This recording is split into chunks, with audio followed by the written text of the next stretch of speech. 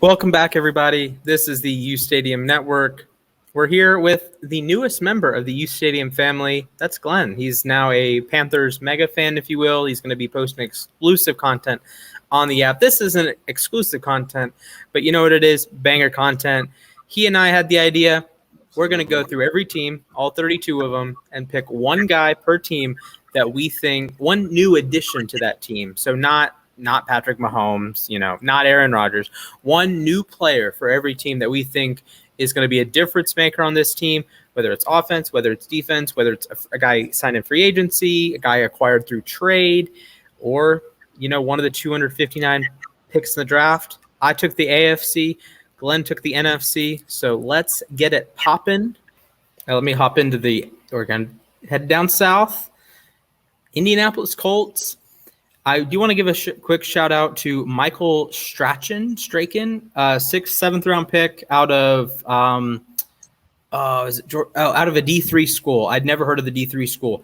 Talk about physical specimen. I don't think he sees the field too much in year one, but physical there are legitimate Calvin Johnson comparisons. Like the size, the speed, the athleticism is legit Calvin Johnson, except Calvin Johnson's like a polished football player. Michael Strachan came out of a lab somewhere and has not played too much football. He's going to be fun in the future. But my guy is Eric Fisher.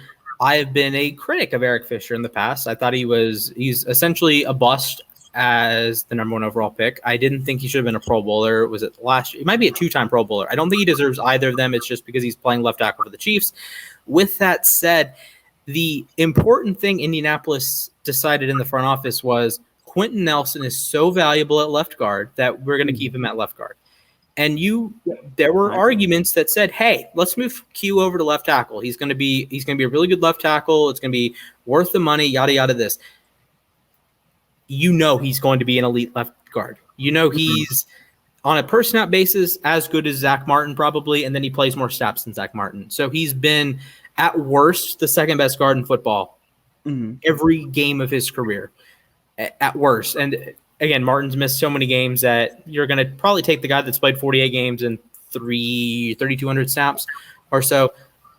You're going to keep him at left guard. You are locked down at left guard, and then you get a guy that has played left tackle at the NFL level and a guy that has been a average to above average left tackle. He's not a huge needle mover, but your needle moves enough with Quentin Nelson that Eric Fisher is going to come in and might end up making the Pro Bowl because you see, oh, yeah, that left side is really good because of Quentin Nelson, and you have center Ryan Kelly, and they have a really, really good offensive line as a whole. So if the Colts go 13-4 and Jonathan Taylor runs for 1,400 yards, Eric Fisher Pro Bowl doesn't sound too bad. So I think Fisher, I don't love the player. I love the fit, and I love the process the Colts had because they're not taking Quentin Nelson and moving it from left guard to left tackle. We saw this with Zach Martin last year, and I think Q actually played some snaps at another position other than left guard. But Zach Martin played some tackle last year. It was interesting. It was good, but he's so good at right guard that you need to move him. And when you move one piece like Orlando Brown for the Ravens, you move him from right tackle to left tackle. Well, he's not as good as Stanley at left tackle. And right tackle just got that much. And now you have a hole that you have to fill. Yeah, and if you just had the hole at left tackle, yes, it's still a hole, and yes, it's arguably a more important hole. But you're going to get really good right tackle play. You don't know what Orlando Brown's going to do at left tackle in the NFL. He happened to be a good left tackle, good enough that Kansas City wanted him. But so that I love the thought process for the Colts. Yeah, it's weird. If you're any other NFL team besides the Colts, then you're going to splurge all this money that the Colts have year after year. It's just incredible. Good point. How much money? Wentz. I was going to say it's incredible how much money the Colts don't spend. But yeah, then bringing in Carson Wentz, I don't know. I mean, the Colts were in a position where they were in a rare position where you're a quarterback away from being a serious contender, and you also have the potential assets to go get a quarterback that you want. Right. And they go get Carson. Imagine like Rodgers or Watson. That team could win the Super Bowl. Yeah, that's a Super Bowl team. Exactly. So the decision to go get Wentz is just weird to me. I mean, I get wanting to team him back up with Frank Reich, but I don't know. So I'll agree with you on Fisher. Obviously we've talked a lot about focusing on the trenches, locking that down because that should be your top priority. For sure.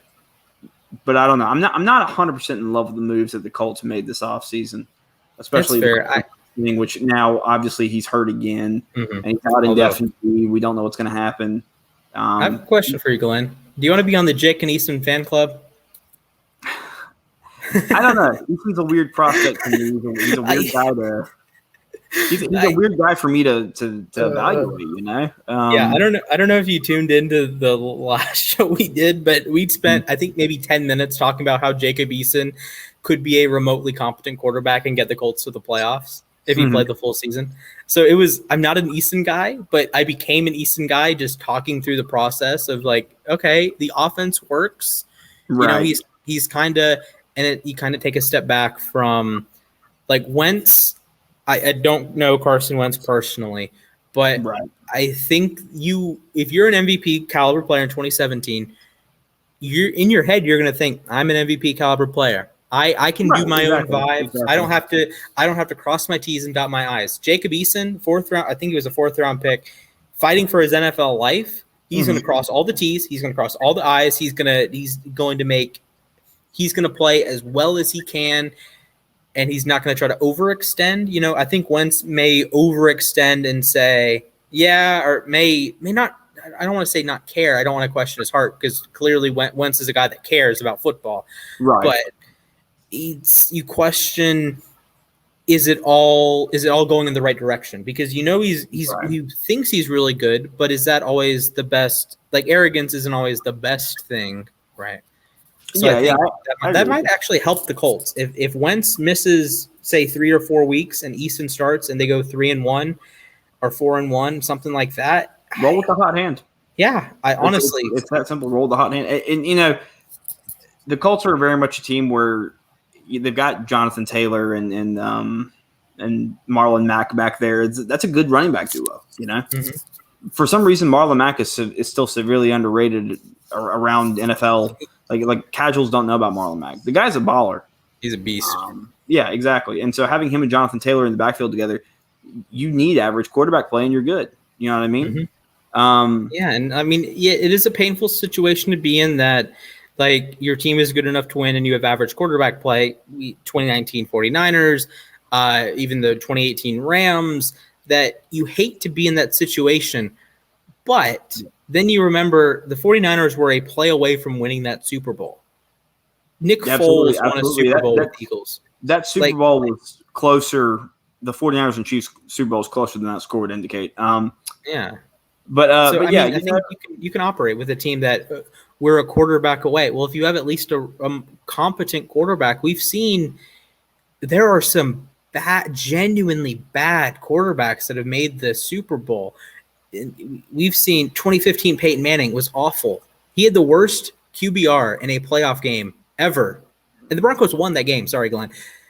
2006 Rex Grossman. That was against Peyton Manning too, ironically enough. Rex Grossman went to a Super Bowl, folks. Trent Dilfer won a Super Bowl. Brad Johnson won a Super Bowl, man. Brad Johnson won a Super Bowl. Brad Johnson won a Super Bowl. That team scored 48 points. Now, granted, they had like 3 pick sixes, but Brad Johnson led a team that scored 48 points in a Super Bowl. Yeah, and he was one of the worst quarterbacks in the league. That's insane. He was a Pro Bowler once. He caught his own touchdown one time. With that said,